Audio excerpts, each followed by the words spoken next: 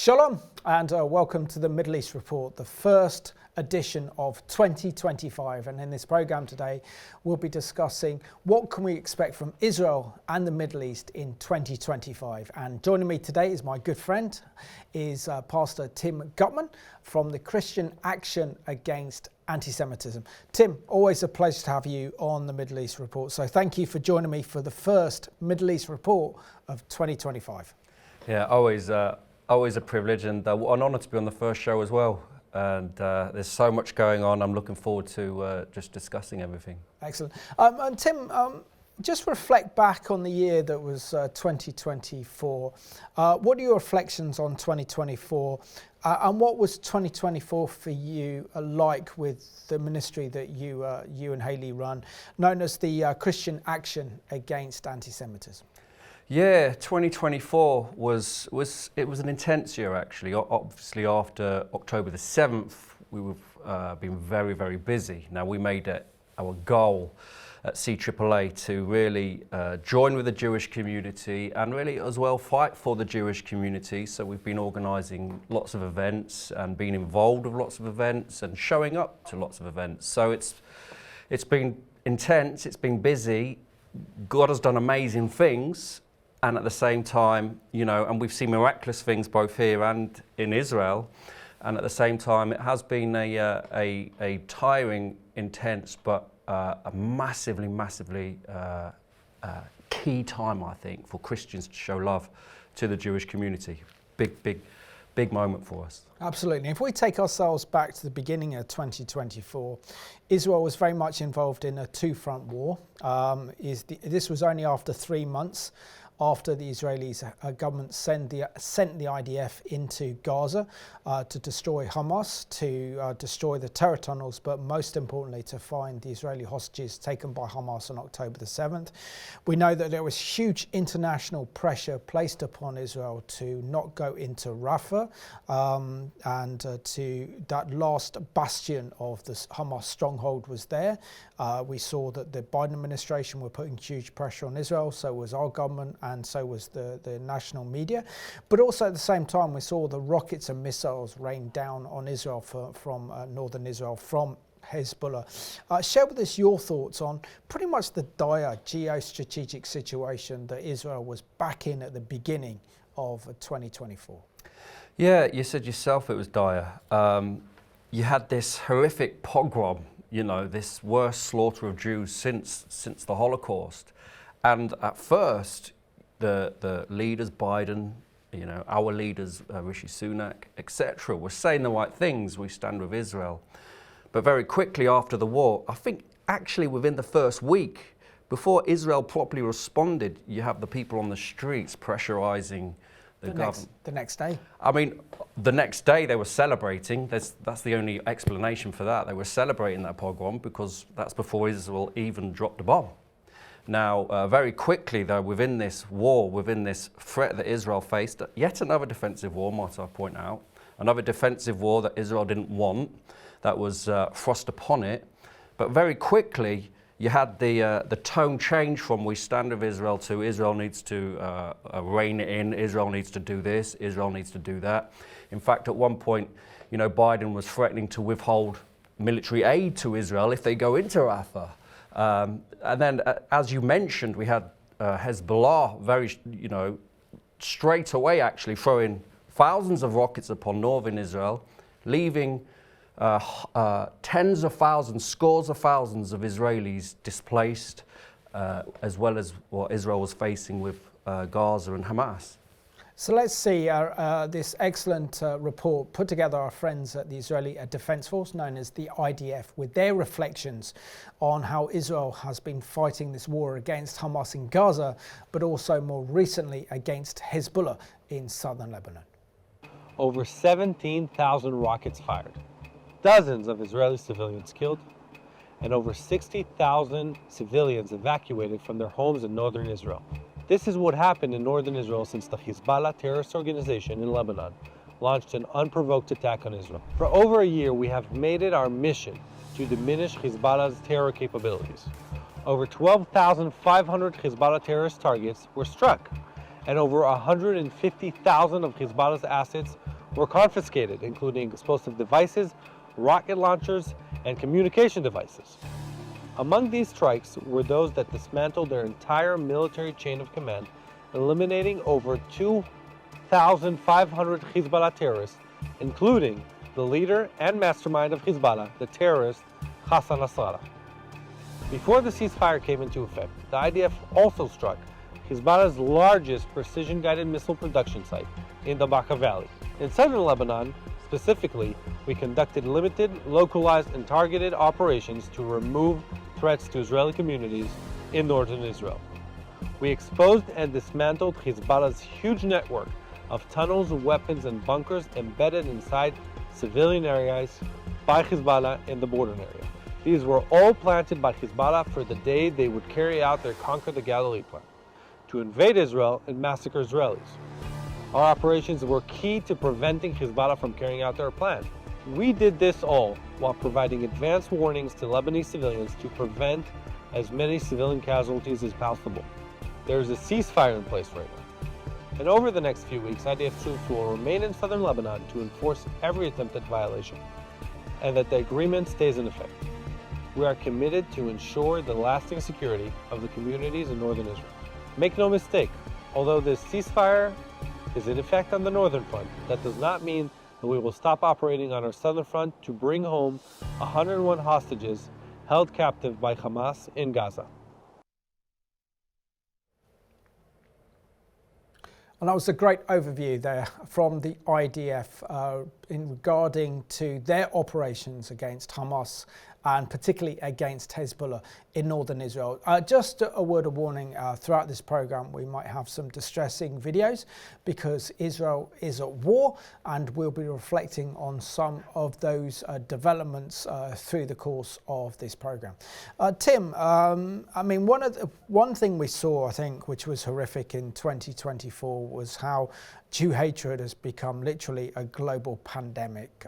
Sadly, in Britain today, there is not a day that doesn't go past where there isn't some story that highlights some case of Jew hatred within our newspapers and discrimination against Jewish people from various kind of professional backgrounds to abuse. And of course, 2024 was no different. But I think what stands out more than anything else was the fact that central London, the West End, had become a no-go area for Jewish people on a Saturday because of these big, massive pro-Palestinian marches that we've seen across London. And you've come face to face with them. So just share with us your thoughts on this unprecedented rise in Jew hatred. And of course, these pro-Palestinian marches that are causing a lot of anxiety and concern within our Jewish community. Yeah, absolutely.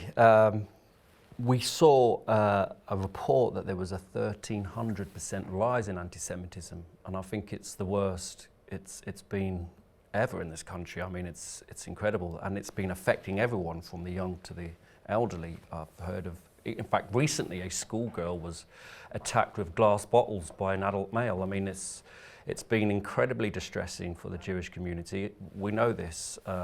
Actually, so many of our friends that we speak to in the Jewish community tell us that it happens so often for them on the Saturday marches, but also in everyday life, online, that they've even bothered to stop reporting it because it's happening daily to them individually. So it's been actually shocking. It's been a wake-up call. Myself, I've been doing this kind of ministry, if you like, for about 10 to 15 years. I started out with another ministry called Mordecai's Voice, and we used to do public displays of support for Israel. And I can honestly say I've never seen anti-Semitism on the streets as bad as it is now. 2021 was bad. There was this car that drove through this Jewish neighborhood. But this has eclipsed everything. These marches, the Jewish community have told the police, they've told those in the government time and time again, it's made it a no-go zone for Jewish people. I've witnessed these marches. I've seen them threaten. I've seen them do this to Jewish elderly ladies. I've seen them trying to slap. I've seen the anti-Semitic placards that are the same ones week after week that we report, that Campaign Against Anti-Semitism report, that many other groups report to the police, and yet the same signs were seen week after week after week, that nothing was being done about it. anti-Semitic placards that you would see if you were in medieval times, blood libels and accusations of the Jewish people controlling the government. It's been a distressing and traumatic time. And actually, I will add this, Simon, that after October the 7th, this didn't just affect Israelis, this affected Jewish people worldwide. And I would say that they've actually not had a chance to process that trauma because of the levels of anti-Semitism and hatred they're facing. They've not even had a chance to mourn. Absolutely, and this is why we do need to continue to pray for those recovering from the horrific October the 7th terrorist attack. Tell us one aspect of Israeli life that has really kind of been predominant in 2024, and that is the plight to the hostages. Having visited Israel at the end of January and early February, the one thing you get to see when you're in Israel, when you land at Ben Gurion Airport, is all of the posters of the hostages. Then you go out the airport, and instead of seeing commercial billboards, their faces, the hostages. I don't think there is one single city, town or village in Israel that hasn't been affected by October the 7th, and particularly with the desire for the hostages to return home. Share with us your thoughts on how absolutely outrageous it is that Hamas still have in the region of 101 hostages still held in captivity despite all this time. Yeah, it is horrendous. The hostages, their plight has been ignored by Western governments, by the world's governments. Recently there was a British hostage still, Emily Damari, and her mother was speaking to, Keir Starmer, Sir Keir and David Lammy, and they were promising to help. And then that evening they tweeted an anti-Israel message on their Twitter pages. The hostages' plight and what they're facing and suffering, it seems to the Israelis that no one else cares. Now, we've had a hostage, I remember Terry Waite, and his plight was in the papers a lot, and rightly so, and we were focused on bringing him home. Here we have 101 hostages still in the tunnels. We have a baby. We have baby Kathir. We have women and elderly still in the tunnels, and there isn't enough concern around the world. Israel's doing everything it can, but my prayer is every day I pray, Lord, bring them home. It says in Jeremiah 31, doesn't it? It says Rachel is weeping, her children are in an enemy's land, and then it promises, weep no more, I'll bring them home. Now we know that many of them will be dead, but we just pray every day, Lord, bring them home. Amen. So let's have a look at this excellent report put together by the Israel channel on YouTube, which is associated with the Israeli government, that shows us the remaining women still being held by Hamas in Gaza. On October 7th, Hamas took dozens of Israeli women and vanished with them into the darkness. As the world marks the International Day for the Elimination of Violence Against Women, these women are still held captive in terror, suffering in silence. This is not just an attack on Israel. It's an attack on humanity, on every woman who deserves to live without fear. Today, let's break the silence for the women still waiting to come home. Stand up, speak out, demand their release. Violence against women has no place here or anywhere.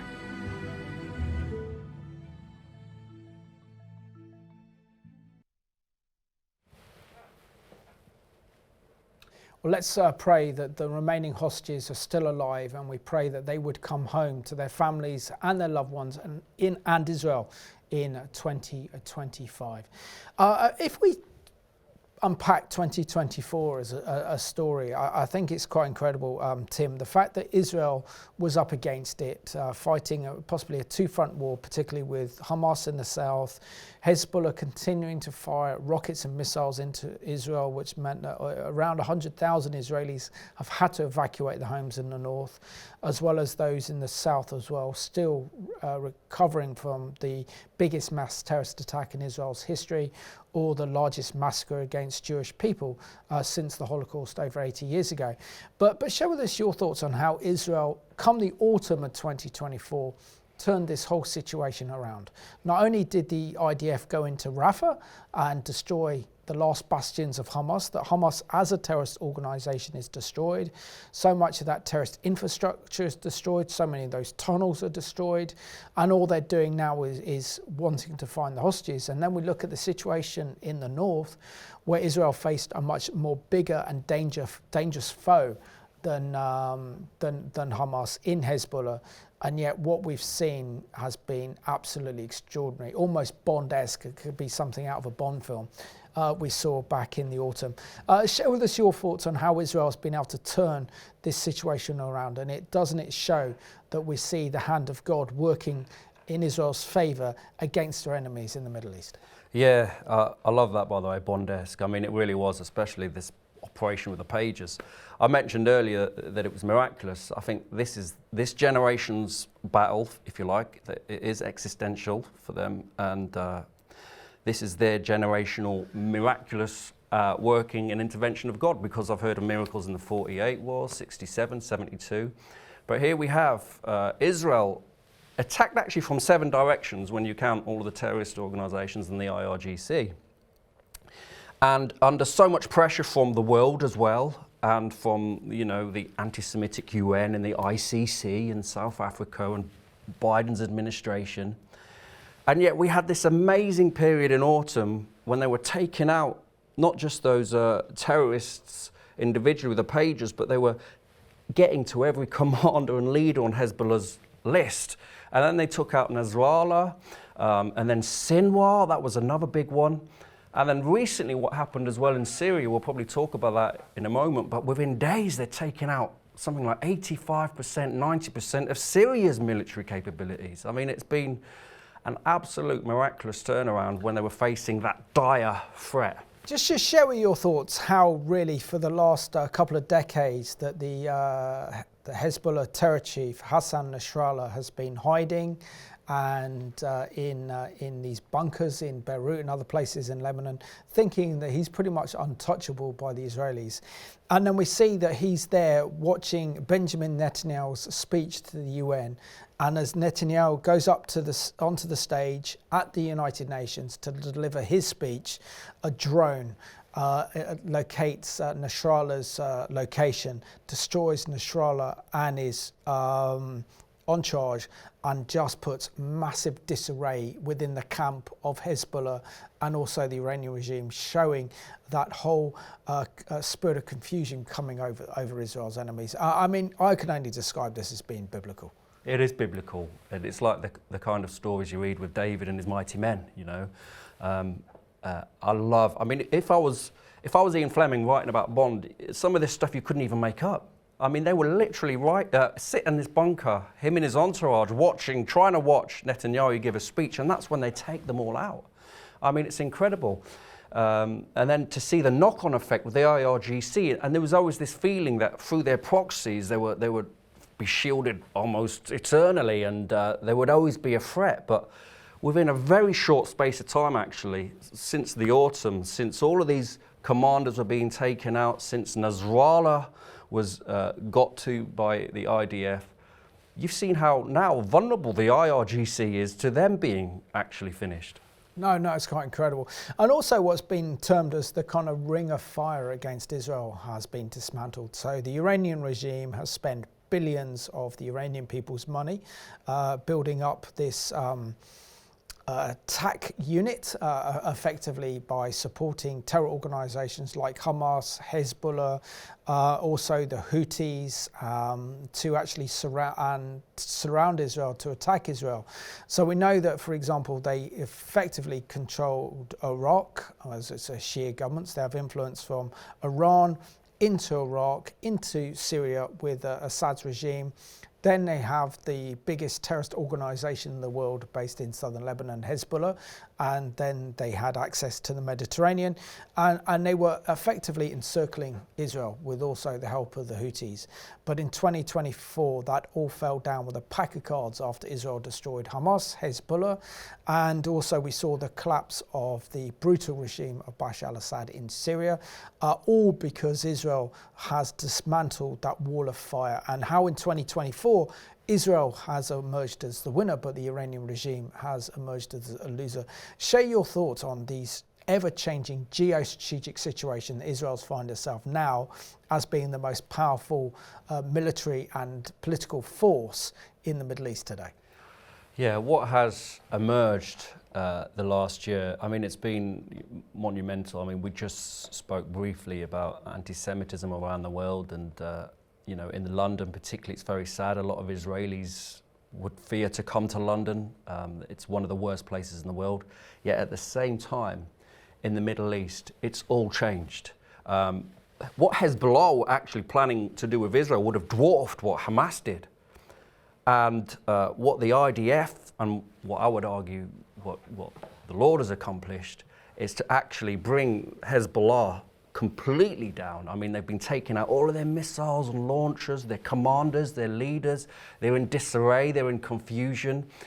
You've seen the knock-on effect in Iran with the IRGC, but actually recently what happened in Syria gave Israel a chance to take out their military capabilities, leaving that kind of shield. The IRGC had all of this set up. Like you said, they'd spent billions. I mean, sometimes they were sending hundreds of missiles to Israel, and all they managed to do was, on one occasion, was just kill one Arabic man, and you know, not even one Israeli. And Israel's response to that again, was miraculous. They just used this opportunity with these pinpoint strikes to take out their air defenses and to take out some of their nuclear research places. I mean, it's been incredible, and Israel has emerged as the dominant force in that region. I mean, I've always had every faith that God would take care of Israel, like yourself, and I've always had every belief in Israel. But what they've managed to achieve, incredible. No, absolutely. I'm particularly considering what it was like to be in Israel when the Iranian ballistic and cruise missiles were fired at Israel in April, and then fired again in early October. And that time they fired 180 ballistic and cruise missiles at Israel. And yet Israel's Iron Dome came through, and we saw a miracle take place there as well.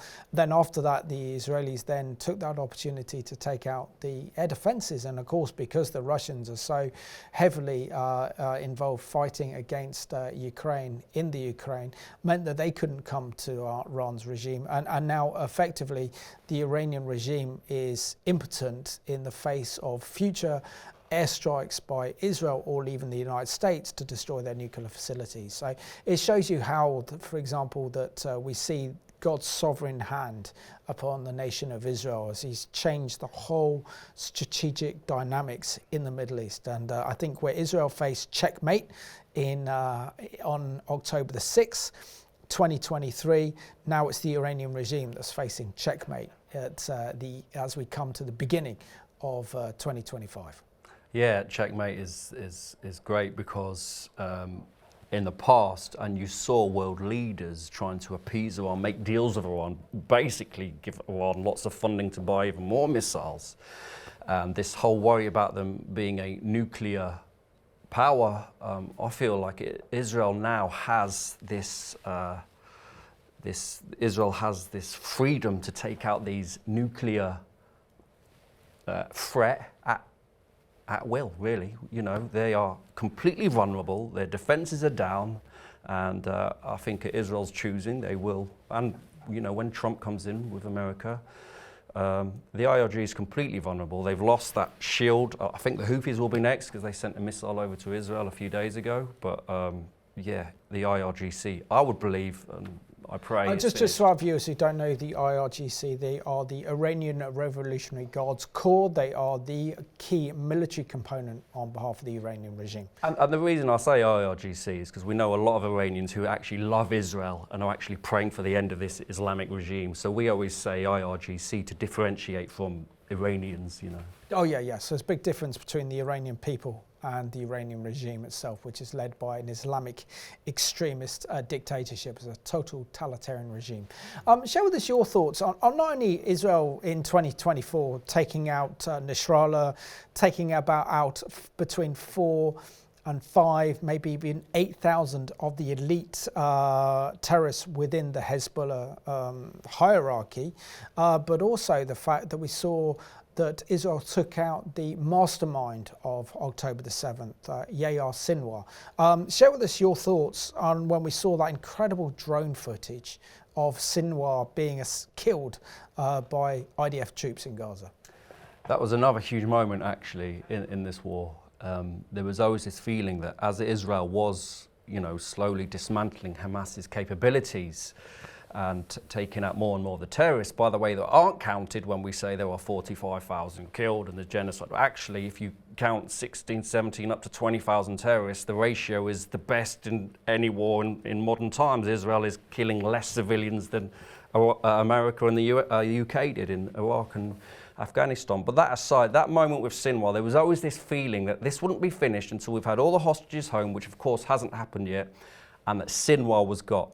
And that moment, and when you saw him just completely, not just humbled, sat on that chair, and you saw the IDF just take him out, and then that was even an accident because they didn't even know this was Sinwar. And then afterwards it turned out to be Sinwar. It's like miraculous again. Absolutely. So let's go to the IDF and let's have a look at this video that's entitled Sinwar Eliminated. And just a word of warning, these scenes are a little bit distressing because they involved death, but let's take a look now. Yahya Sinwar, Hamas leader and mastermind behind the October 7th massacre, is no more. He was the ruthless force behind the brutal attack that claimed over 1,200 innocent lives, orchestrated countless rocket attacks, and oversaw the construction of terror tunnels, bringing years of suffering to both Israelis and Palestinians. His reign of terror ends here. Justice has been delivered, and Israel will not tolerate terror.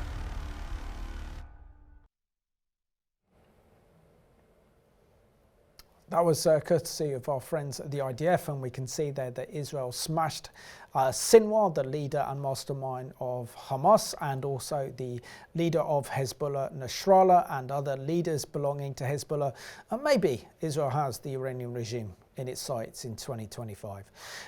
Looking at 2025, I mean, this promises to be a complete game changer, as we know that Donald Trump is returning as US president for a second term. He's going to be inaugurated on Monday, the 20th of January, as America's 47th president. And we see that his policies and those of the Republican Party are going to be so different from that of the Democrats. What do you think Israel and the Middle East can expect with Donald Trump back in the White House? I think this is great news for Israel. We seem to be in this demoralizing slide into this descent into almost further and further left politics and attitudes towards Israel and towards Christian values, if you like. And Donald Trump has come in and he's returning and advocating a return to traditional values, family values, and also with Israel. This was amazing. He said, and this was a clear threat and a warning, he said, if those hostages aren't returned before I'm inaugurated, what you will see, you've never seen America unleash on anyone.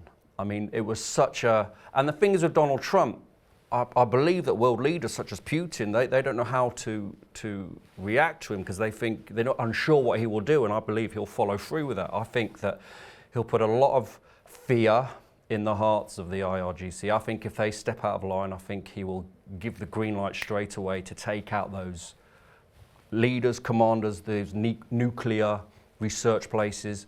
I think with Donald Trump it will bring more stability. I think what happened with Hamas and the IRGC happened because we've had weak leadership in the West and we've created that opportunity. What happened even in Russia and Ukraine probably wouldn't have happened with Donald Trump because he does bring this element of stability. I think this is good news for Israel, I really do.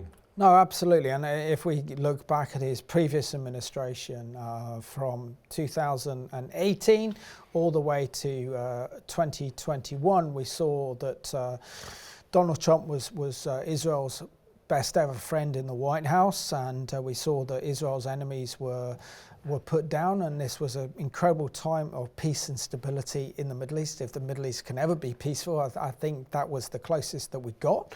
And the fact now that the Iranian regime will be extremely concerned with Trump being in the White House is the fact that they have not retaliated since he won the US presidential elections back in November. The Palestinian Authority will be very concerned about their funding. But also, what do you think message that Donald Trump can give to the International Criminal Court in The Hague, where Netanyahu and former Israeli Defense Minister Gallant faced alleged war crimes for genocide for Israel's actions in Gaza? Could this now be torpedoed with the Trump administration? And do you think now that the US will literally have Israel's back? Absolutely. And, you know, what you've said, they haven't just faced this physical military threat, they faced this onslaught from politics, from the UN, from the ICC, like you say. Trump's been very outspoken in the past, and a very strong friend of Israel, like you said, moving the embassy to Jerusalem. I think he would not have put up with what we've seen, the statements from the UN, the statements from the leadership, the statements from the ICC. I think he would, like you say, I think he would torpedo it. There's been so much have happened because of weak leadership, because of people that say we're your friend and have actually allowed so much to go on behind the scenes, so much within the United Nations and the ICC. I think Trump is such a strong leader, and I do believe he has courage of conviction, and when he knows something is unjust, he will speak out. And we know the onslaught Israel's face is not unjust. I would say it's satanic. It's anti-Semitic, and I think Trump will put an end to that. Absolutely, and Trump has said that he wants Israel to end these wars in the Middle East very quickly. He wants Israel to finish the job, and of course you can't finish the job until the head of the snake is cut off, which is the Iranian regime. So could we see in 2025, under a Donald Trump presidency, a joint Israeli Air Force with an American Air Force attack on Iran's nuclear facilities, destroying forever their hopes of having nuclear weapons that could be used not only against Israel but also against the West as well? Absolutely. I mean, the countdown's begun. You know, all of their capabilities, the threat they were facing through their proxies, their air defences. I mean, they are completely vulnerable, and it's almost like I said, at will they will take this out, and that's only a matter of time. I truly believe that will happen in 2025. My prayer for our Iranian friends is that this will put an end to the IRGC that we mentioned earlier, and Iran can go back to being a republic. So many actually of my Iranian friends that campaign for Israel, they really believe one day, they truly believe, the Christian ones, they believe there will be something called the Cyrus Accords, you know, going back to biblical times, of friendship between Iran and Israel. I mean, that would be monumental. But well, I think that's definitely within realms of possibility with the Trump administration, because I can't see, for example, with America backing Israel and Israel becoming the most powerful, most dominant force in the Middle East for 2025, that the Iranians will have much hope. The only ally they'll have in the Middle East will be the outside influence, will be the Chinese. They have close allies with the Russians have fallen apart. We saw that the Russians were impotent to keep their ally, President Assad, in power. And of course, back in December of 2024, we saw that geostrategic earthquake take place in Syria. That's within 2 weeks. The Sunni rebel alliance overthrew President Assad's brutal regime. Share with us your thoughts on the collapse of his regime, but also the Iran's closest ally in the Middle East. yeah, I mean, that was another monumental. So much has happened in 2024. With the collapse of Assad's regime, you've lost this place where the IRGC would funnel weapons through to Hezbollah and through to Hamas. You've lost this place where they were, able to launch missiles and also defensive missiles against Israel's attack. And with his collapse, within a few days, Israel had taken out the military threat of that country. So should the new regime turn out to be, another regime that hates Israel, they've got nothing to hurt Israel with. Within a few days, I think 90% of their military capabilities, as I mentioned. I think the Middle East, as you know, and you've done many shows, and it's so complicated in terms of your friend's friend is not. I mean, your enemy's enemy is not necessarily your friend, etc. And Turkey, Iran with Russia and Syria, are they allies? But then Turkey have an agenda. You saw that in Syria. I'm worried about Turkey moving forward because they were chanting, I think yesterday, in their parliament, as Erdogan was giving a speech, take us to Jerusalem, which is very much like biblical Ezekiel 36 stuff right there.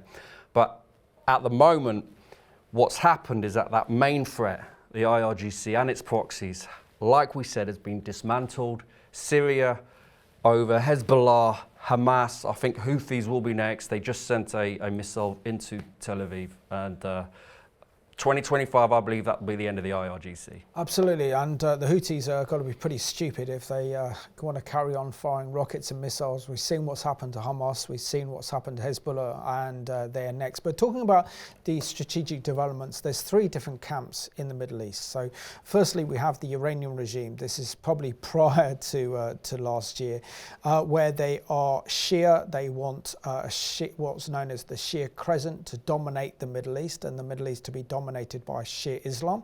And so what they have established since the fall of Saddam Hussein's regime, or the removal of Saddam's regime back in 2003, is the Islamic Shia Crescent, where they have control and influence over Iraq, then complete control and dominance in Syria, and then in Lebanon, and control over Hezbollah, together with their proxies, which is Hezbollah, Palestinian Islamic Jihad in Gaza, and also we also see their support for Hezbollah as well, and the Houthis.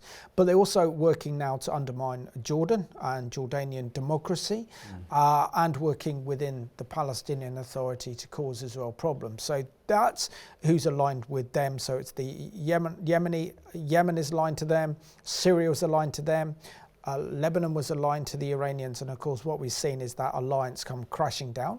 Then the other emerging force that we've seen is that of the Muslim Brotherhood, so the Qataris together with the Turks, backing and supporting Hamas in Gaza as the Palestinian affiliates of the Muslim Brotherhood.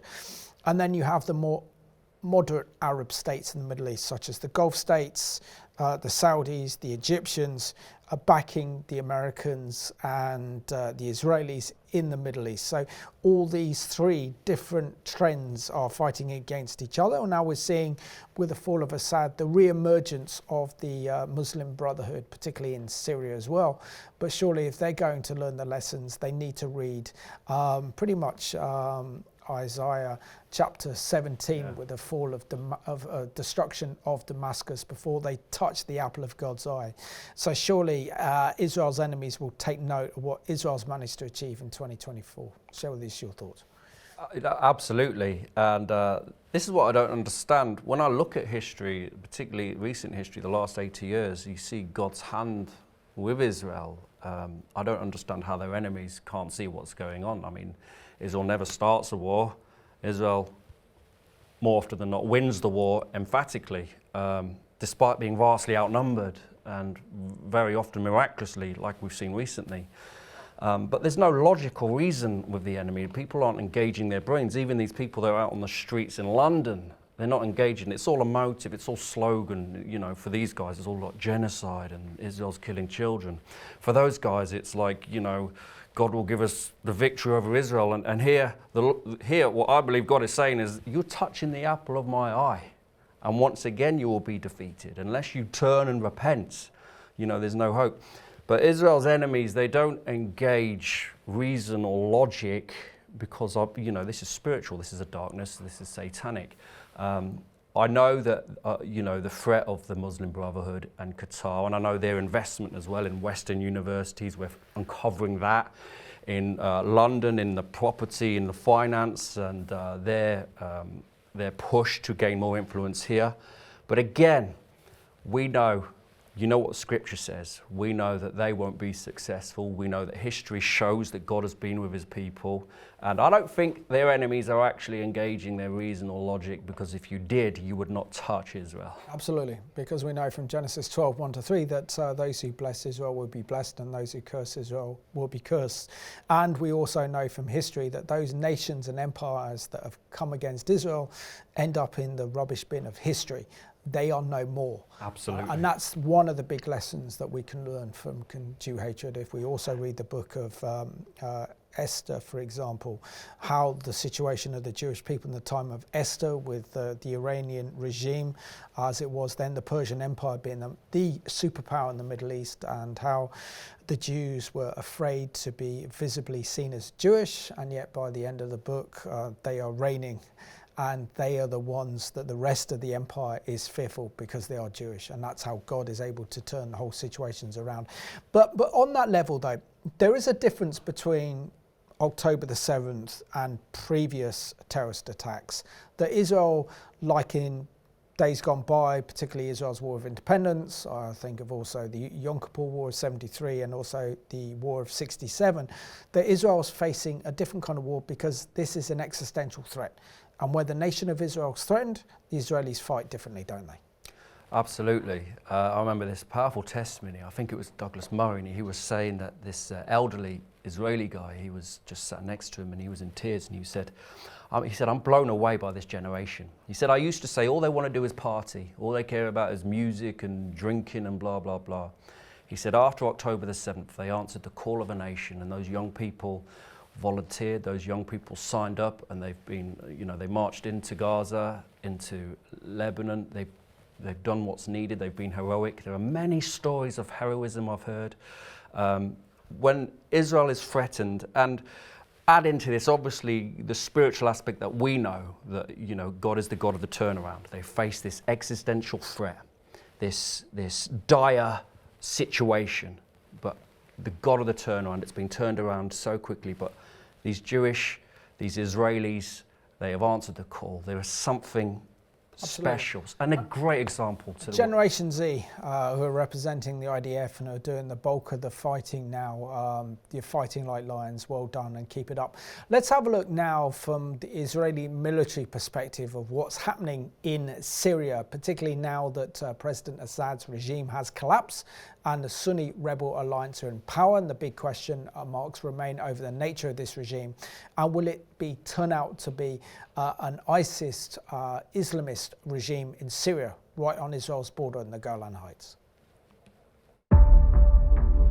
This is Israel, and over there is Syria. Between them lies the area of separation, a UN-designated and monitored demilitarized zone where the United Nations Disengagement Observer Force, UNDOF, operates.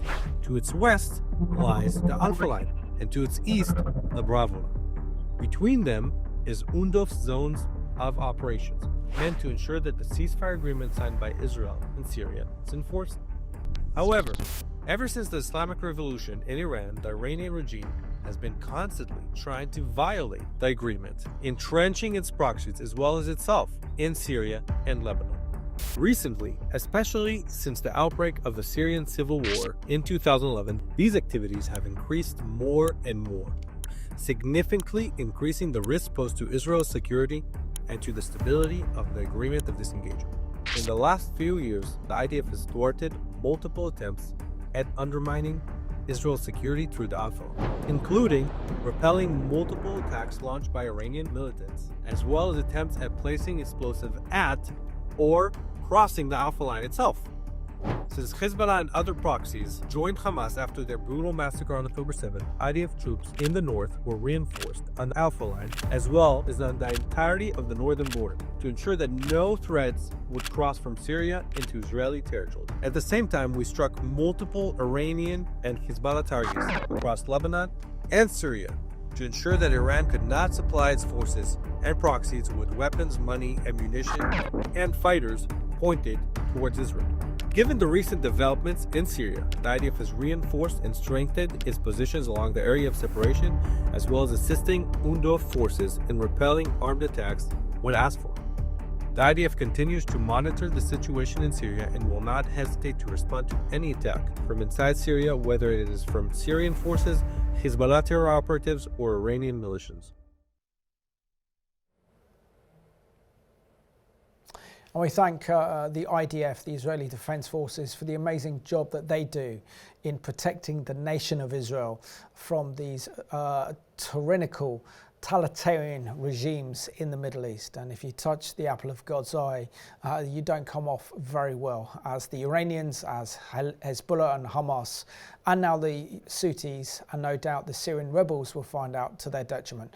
It is an incredibly dangerous situation as well when we look at the situation in Syria. So much unknowns at the moment, but one of the big consequences of Assad's regime collapsing, because he didn't have the backings of the Iranians this time in their civil war against the Sunni rebels, he didn't have the Russians backing him, is the fact that this drug smuggling route from Tehran right through to Iraq and then into Syria and then into Lebanon, which then gave the Iranians access to the Mediterranean to flood the West with cocaine and deadly drugs, is no more, in which the regime made billions from this trade, is also out of the equation now. And of course, it'd be interesting to see how this regime fares against the Iranian regime and the Russians, and could we see the Russians pull out? But also at the moment, as we're recording this program, it also seems as if the Turks could be ready for invasion of northern Syria and Iraq at the same time. It's never dull and it's always changing, right, in the Middle East? Absolutely. As we mentioned, it is so complicated, and there's a lot of sides and a lot of agendas.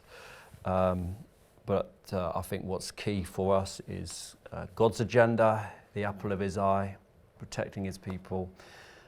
With this new, like you said, with these new rebels, I mean, they're saying the right things. The leader of the HTS, he's saying the right things at the moment, promising not to, persecute religious minorities, and trying to talk about having some kind of connection with Israel.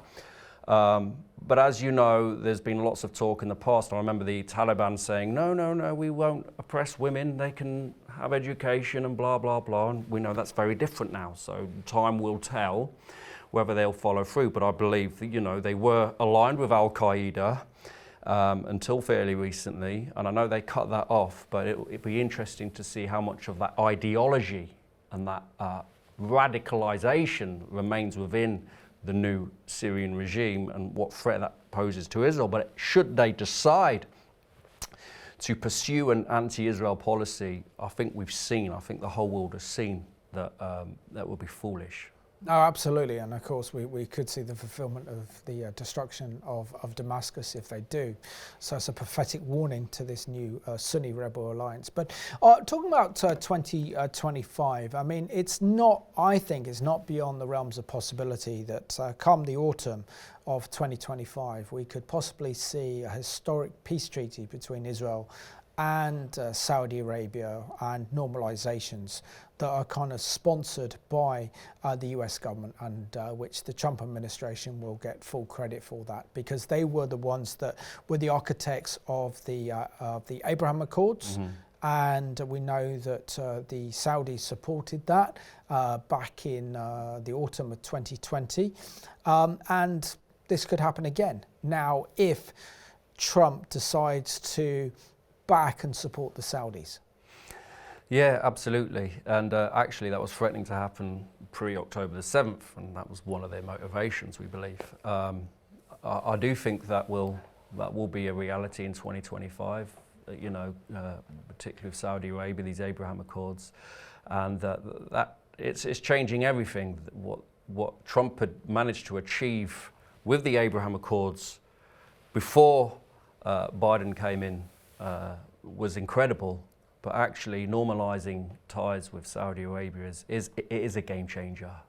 They are a major player in the Middle East, and they are a major opposition to the IRGC and that alliance. So how do, for example, the Israel haters in this country reconcile themselves with their fellow Muslim brothers who are making peace with Israel, namely the kind of Gulf states, Egypt, Jordan, and now the prospect that we could see in 2025 the Saudis, one of the arch enemies of Israel, and responsible for spreading Wahhabi Islam around the world for the last 50, 60 years, until they realized that by sponsoring this, it meant the downfall of the House of Saud and the whole Saudi kingdom would be under threat, and that's why Mohammed Salman has managed to change track on that.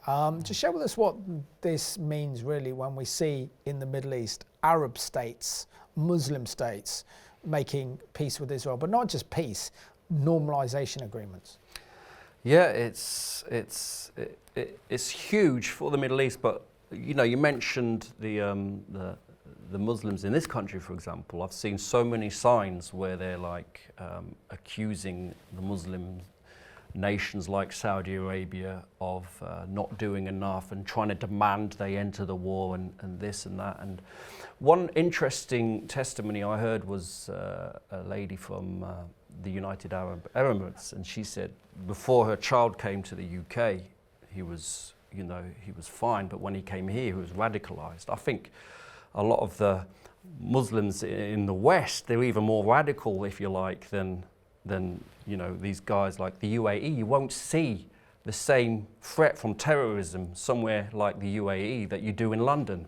It's safer to be a Jew in places like Dubai and the UAE than in London. And this is from Israelis that have told me this, that they have this real fear of coming to London.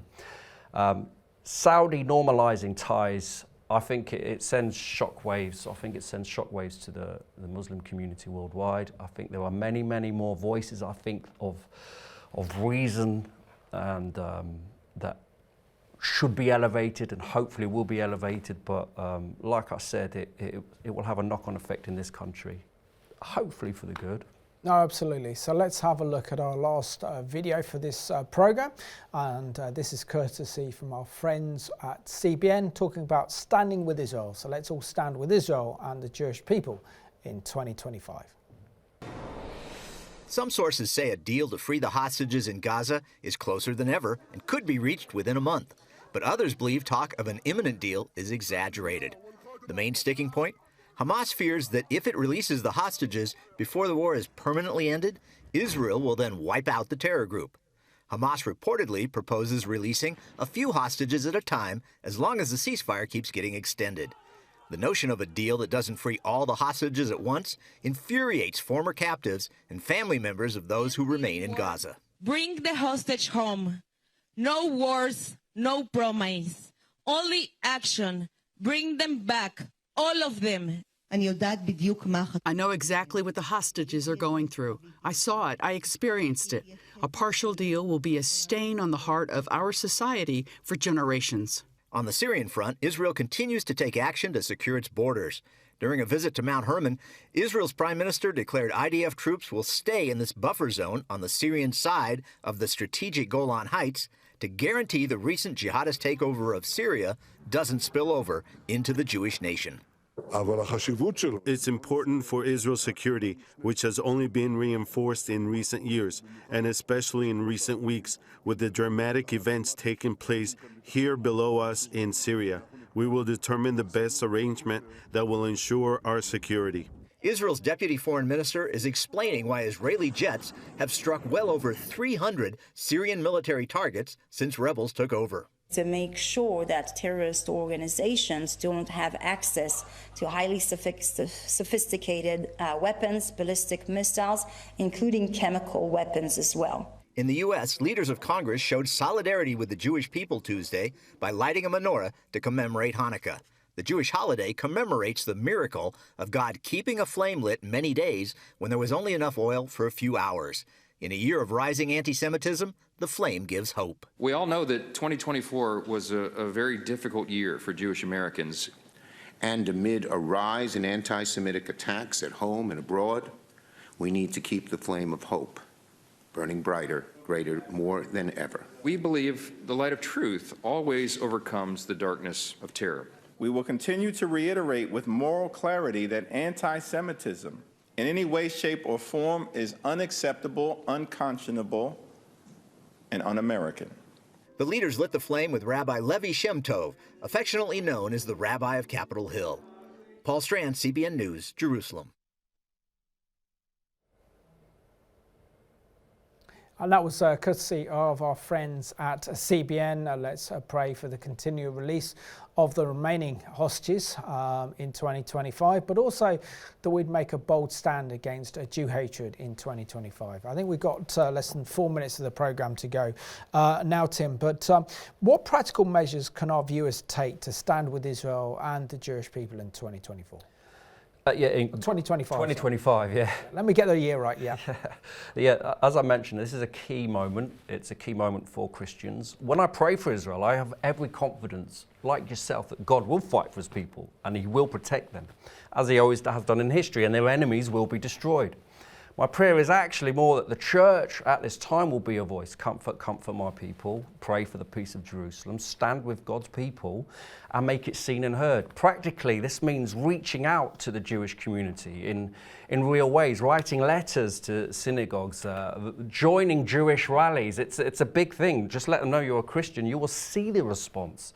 You will see the heart. We had so many Jewish people at our Christmas service at church on Sunday because of our efforts to reach out to them and just being seen, just turning up, if you like, turning up when it matters.